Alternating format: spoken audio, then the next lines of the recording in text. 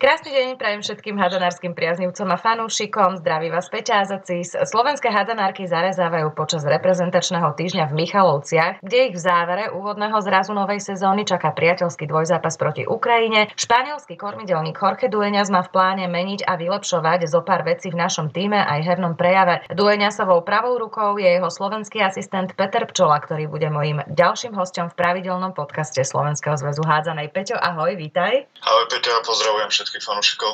No momentálne priznajme, že je streda ráno, alebo teda do obedie. Vy ste sa schádzali v nedeľu a teda máte za sebou 2 dni. Čo ste počas nich stihli? Trénovalo sa už v nedeľu večer? V nedeľu večer, áno, boli sme v hale, ale nedá sa to nazvať tréningom, skôr to bolo také o tom, aby sme sa trošku hýbali, aby dievčatá zregenerovali po zápasoch a po náročnej ceste, aby sme od pondelka mohli trénovať naplno. Stihli sme počas týchto dní sme mali vlastne 3 tréningy v hale plus 1 posilovňu a dnešné do obede už majú dievčatá voľno.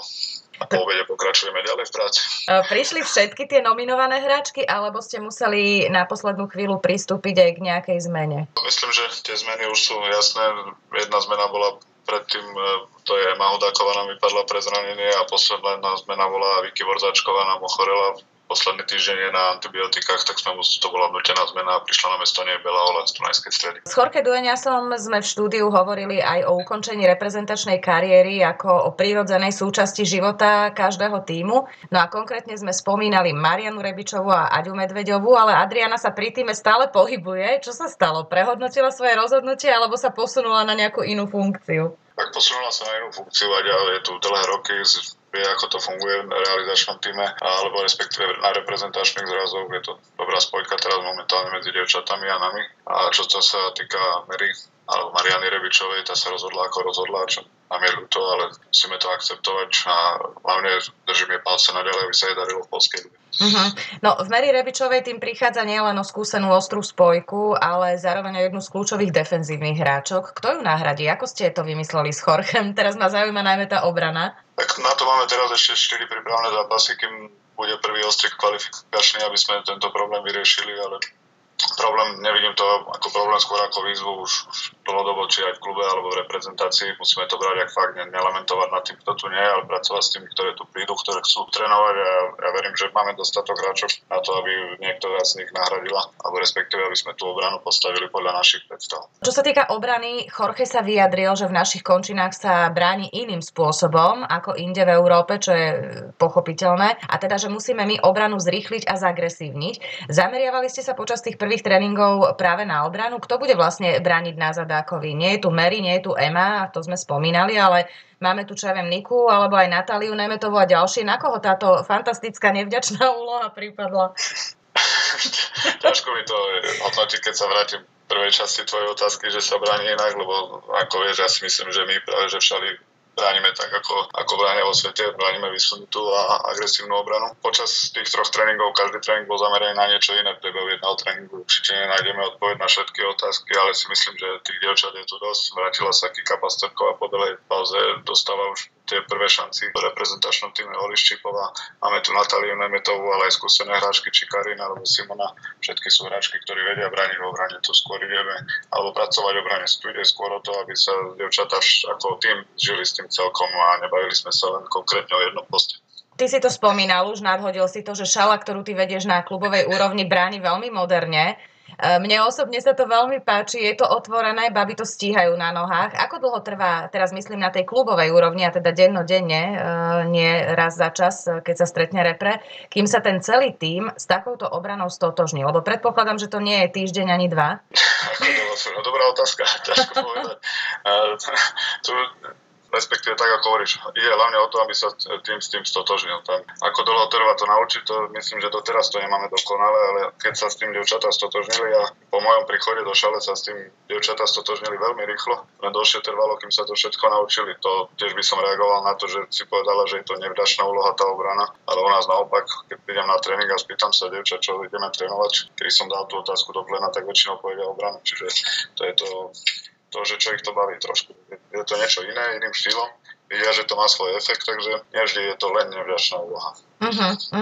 No, ty si to nadhodil s tou šalou, inak mám tie otázky presne tak zoradené, ako ty mi to nadhadzuješ, čiže ideme úplne, že chronologicky som povedala, lebo mne sa naozaj systém šale páči a ty si mi už dávnejšie hovoril, že vlastne zmyslom tejto obrany, ktorú hra šala, nie je nedostať gól a betonovať to, ale získať tú loptu a ísť rýchlo dopredu, čo teda aj na tých babách vidno, ako sa k tomu stávajú k celému. Bude niečo podobné teda hrať aj slovenská reprezentácia, lebo Jorge to tiež naznačoval v tom štúdiu? Tak myslím, že to je taká otázka, že od ktorého trénera sa spýtaš, čo chce robiť. Každý tréner ti odpovie vychádzať z kvalitnej obrany a z rýchleho protiútoku. Ja keď teraz nechcel by som reagovať len vyslovene na tú šalu, ale keď som tam prišiel, alebo aj keď pracujem s mladými dievčatmi v tých juniorských alebo v kadeckých reprezentáciách, vždycky som im povedal, že vo všeobecnosti my ako tým, ako Slovensko, my budeme vždycky jedni z tých najmenších na medzinárodnej scéne a my nemáme šancu brániť, alebo keď chceme hrať vyrovnané zápasy s top týmami, ostať stáť na šeske, lebo nás prevalcujú. My proste musíme byť,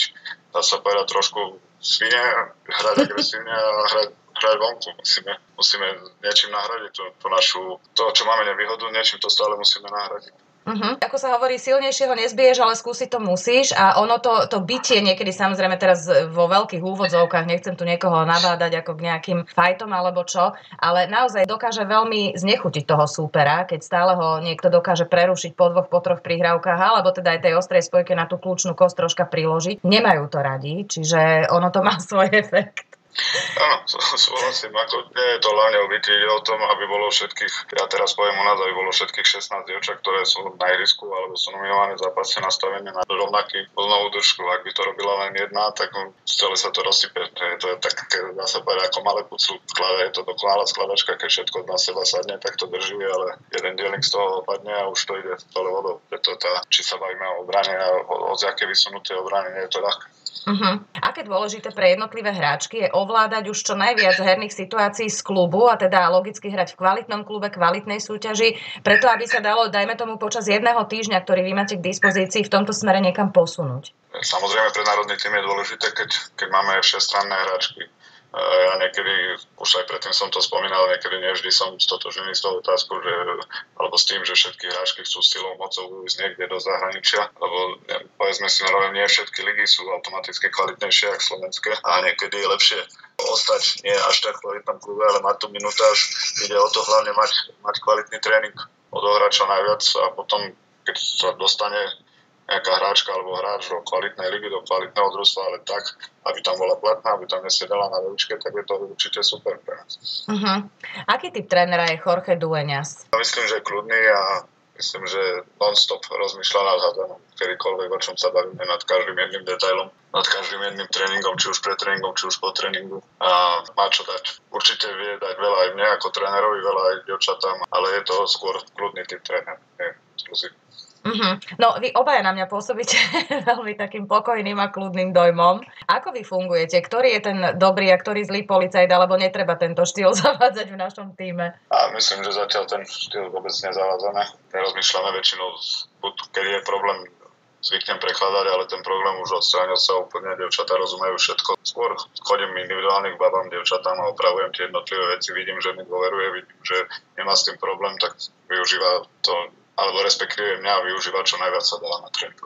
Veľa trénerov, hlavných trénerov, ty sám vieš, aké to je byť hlavným trénerom v klube, hovorí, že asistenta nemôže robiť hocikto, že to tiež musí byť charakterovo a vlastnosťovo taký človek, ktorý to zvládne, ktorého ego neprevyšuje iné veci, že skrátka doplňa toho hlavného trénera. Aký je rozdiel taký najväčší v tvojom vnímaní, keď to vieš porovnať, že teda zastávaš obe funkcie medzi hlavným a asistentom? Ako súhlasím na 100% s tým, čo si povedala. Ja keď som hlavný tréner, tak svoj realizačný tým si určite musím vybrať. Nemôžem byť pridelený. Mal som šťastie na to, že som vždy pracoval s vynikajúcimi asistentmi, či už Peťo Olšavský, Maja Straka, alebo teraz Aďa Šalatová v družstve. Navzájom sme sa doplňali, to bolo výborné. Aký je rozdiel? Ťažko povedať, asistent má ľahšiu úlohu. Vždy môže byť ten dobrý. Zodpovednosť za všetko bere ten hlavný tréner, ale neviem si predstaviť, úprimne neviem si predstaviť, keby odvolali hlavného trénera, že by som ako asistent pokračoval s niekým iným. Ja pozor berem vždy, že sme jeden tým. a to, čo povie hlavný tréner, to platí, vždy sa ho zastanem a tak to má byť. Myslím si, že najdôležitejšie je to, aby asistent nikdy neodporoval hlavnému trénerovi. Keď už niečo hlavný tréner povie, tak to musí platiť na 100% a nikdy ho nesmie spochybňovať alebo jeho rolu v družstve. A môžu si to povedať v súkromí, keď náhodou nesúhlasí. Jasné, samozrejme nie je to len o tom, aby sme si navzájom pritakávali, preto som hovorila ja, že mám šťastie, alebo som mal šťastie na ten realizačný tým, že keď tam boli nejaké otázky, vždy sú, že je to o tom, nemá, ako hlavný tréner som nemal oči, alebo nemám oči všade, ale povieme si to súkromí, vysvetlíme si to a potom tam vždycky ideme rovnakým smerom. Pre teba je nepochybne výhodou, že si na klubovej úrovni súčasťou MOL ligy a teda máš dokonalý prehľad o hráčkach pôsobiacich v domácej súťaži. Urobila niektorá počas uplynulej sezóny taký pokrok, že si ním, dajme tomu, otvorila dvere do reprezentácie, lebo aj Jorge je naklonený mladým hráčkam a ich zaraďovaniu? No, tak myslím si, že všetky mladé hráčky urobili pokrok. Skôr nepovedal by som, že by bola nejaká hráčka, ktorá by stagnovala. Určite je veľa mladých hráčov, ktoré už teraz sú, ale ktoré sa tu ešte v blízkej budúcnosti dostanú, alebo môžu dostať vždycky.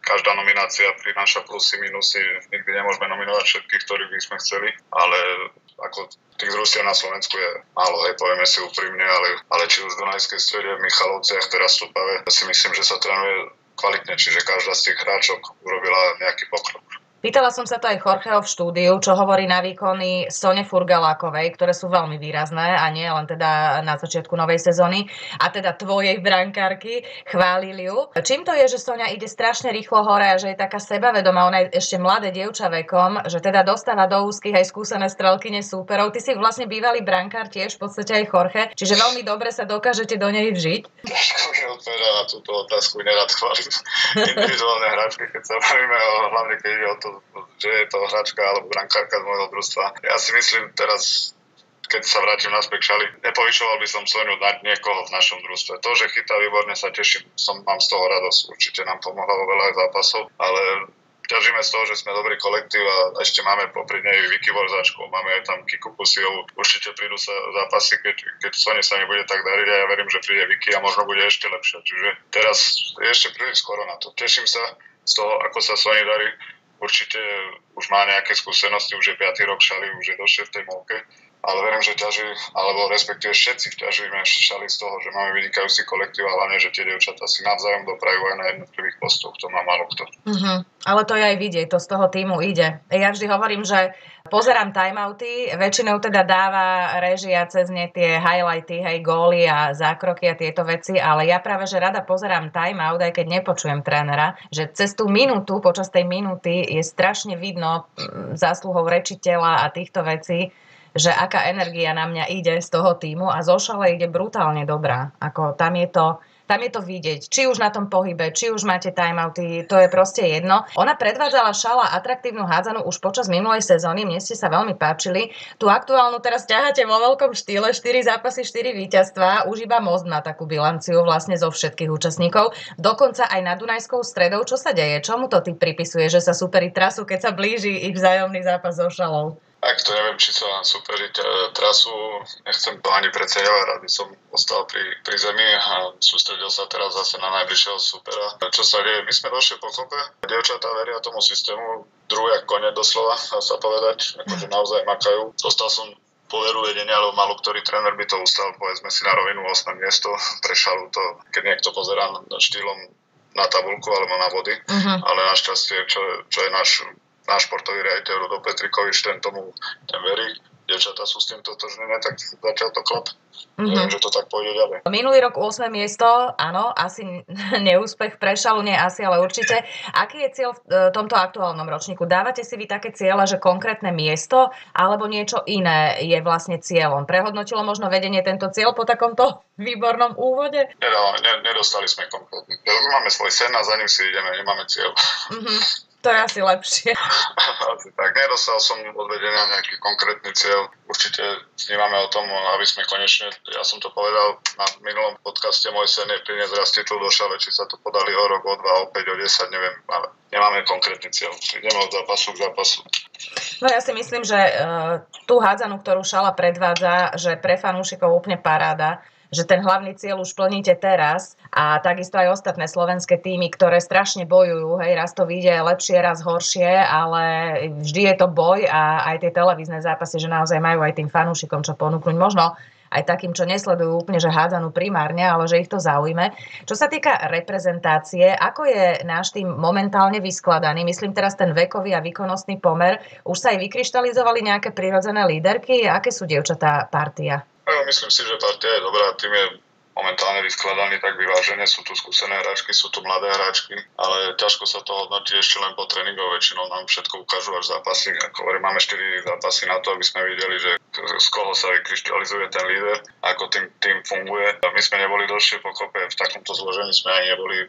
Ja osobne ešte som nepracoval v reprezentácii s Veronikou Abankovou alebo s Kikou Pastorkou, čiže uvidíme teraz po tých 4 zápasoch.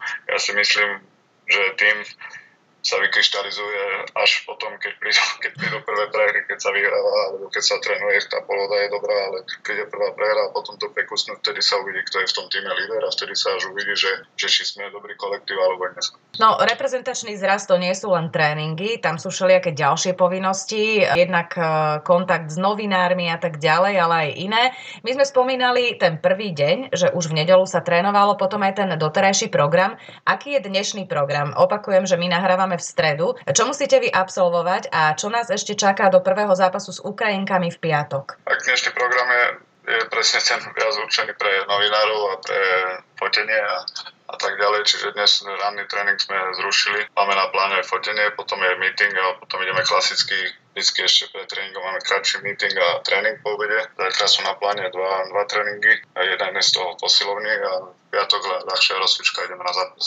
My sme práve s Ukrajinou hrali pred rokom v prvej fáze kvalifikácie o majstrovstvá sveta a v podstate sa rozhodovalo o postupe, tam boli vlastne 4 týmy do druhej fázy medzi nami dvomi, s Ukrajinou a nami, čo teda znamenalo, že výkonnostne sme zhruba rovnako. No a dali sme to vtedy na parádu, odvtedy ale prešiel nejaký čas a zmenili sa aj kádre oboch tímov. Ako sme na tom v tejto chvíli, ako sú na tom Ukrajinky? Lebo zohnať videá a informácie o tomto súperovi nie je problém, je to v podstate náš sused. Ako sme na tom my, to sa uvidí, čo sa týka Ukrajine, nejaké videá máme, pracujeme na tom. Aj tréner strieľa jeden zápas a druhý ešte, myslím, že do piatku je čas, aby sme sa k tomu vyjadrili konkrétne. Ťažko je povedať, určite aj tréner sa takto vyjadril teraz, ako sme na tom, lebo tieto zápasy sú hlavne o tom, aby priestor dostali všetky hráčky, aby sme sa ukázali. Teraz tu máme 20 hráček, tá situácia je iná, do kvalifikácie môžeme ísť len do 16, aj z tých 16 tých ťažkých zápasov malo kedy zasiahnu všetky do hry. Teraz musíme nájsť optimálnu formu, čiže moc by som nechcel rozprávať o superovi, skôr sa teraz musíme vyslovene zamerať na nás. Čiže super, ani výsledok v týchto zápasoch nie je taký najpodstatnejší ako to, čo nám ukážu o našom týme, hej? Najpodstatnejšie je to, aby sme to, čo trénujeme na tréningoch, dokázali preniesť aj do zápasu. To je teraz dôležité. A keď to dokážeme, tak určite si s Ukrajinou poradíme. Máš informácie, ako v súčasnej situácii Ukrajinky trénujú? Zrejme prídu aj im legionárky hlavne. Naozaj neviem, viem, že to ich najlepšie družstvo hrá Poľskú ligu, ale ako trénujú ostatné, alebo či sú spolu, momentálne tie informácie ja osobne nemám. Možno hlavný tréner áno.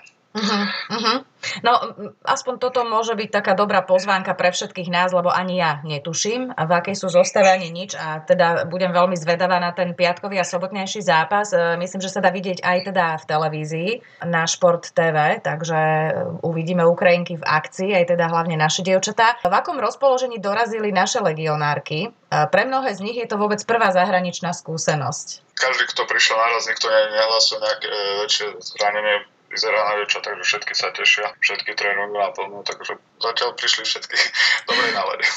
Hej, no, členovia mužskej reprezentácie, to si pamätám, v čase najväčších úspechov vždy svorne tvrdili, že základom je partia a fakt, že každý jeden z nich sa na ten zraz teší. Väčšinu vlastne vtedy práve tvorili hráči pôsobiaci v zahraničí. Vnímajú to takto aj baby naše, že sleduje, že sa na tie zrazy tešia, teda tie legionárky, teraz myslím, pre ktoré je to možnosť na chvíľku počas tej sezóny prísť domov? A ťažko mi je to hodnotiť, ale porovnávať neviem, aká tu bola nálada alebo situácia pred nami. Teraz vnímam skôr fakt, že ešte prídu niektoré dievčatá s tým, že nevedia, čo môžu od nás očakávať. Ešte nepoznali trénera, niektoré nepoznali mňa, ale vidia, že sa tu môžu uvoľniť, že tu panuje medzi nami aj realizačným tímom, aj medzi dievčatami skôr taká kamarátska atmosféra. Keď sa trénuje, musí sa trénovať. keď je čas na voľno, je čas na voľno a nie je problém tá komunikácia medzi nami. Čiže skôr to bolo ešte také zo začiatku, že niektoré nevedeli, čo majú očakávať, ale teraz to vyzerá, že tá nálada a tá atmosféra v družstve je dobrá. S čím budete vy, tréneri, spokojní tak na začiatku novembra pred ostrým zápasom s Lotyšskom? Hej, že keď budeme mať ten zraz už, ktorého vyvrcholením bude zápas s Lotyškami, ktorý je už teda kvalifikačný? S čím budeme spokojní? To spýtaš mňa ako trénera, ale už v mojich ďalších klube, tak ti povedia, že ja nebudem spokojný nikdy. Tak, to je ťažké, keď sa človek raz uspokojí, potom sa už nepohodne z miesta, čiže ako spokojný nebudem nikdy, ale budeme spokojní s tým, keď našu nomináciu nebude ovplyvňovať zdravotný stav, keď budeme môcť vyberať hlavne dievčatá podľa toho, ako sú na tom momentálne hernej forme a nie podľa toho, kto je zdravý a kto nie je zdravý. To je najdôležitejšie. Tá kadra na Slovensku je, povedzme si úprimne, alebo tá základňa na Slovensku je malá vo všeobecnosti. A keď s nej ešte niekto vypadne, je vždy problém. Jasné. To je dobrá odpoveď, uspokojila ma jednoznačne. Peťo, ďakujem ti veľmi pekne. Samozrejme, budeme všetci zvedaví na piatkový a teda sobotnejší prípravný, opakujem, zápas s Ukrajinou, kde teda by mali dostať priestor aj mladé hráčky a bude tam tá rotácia vyššia. Hlavne, aby sa nikto nezranil a nech teda baby vytvoria dobrú partiu s dvomi dobrými trénermi a nech sa vám darí. Ďakujem veľmi pekne. Za maličko, pekný deň prajem. Ahoj.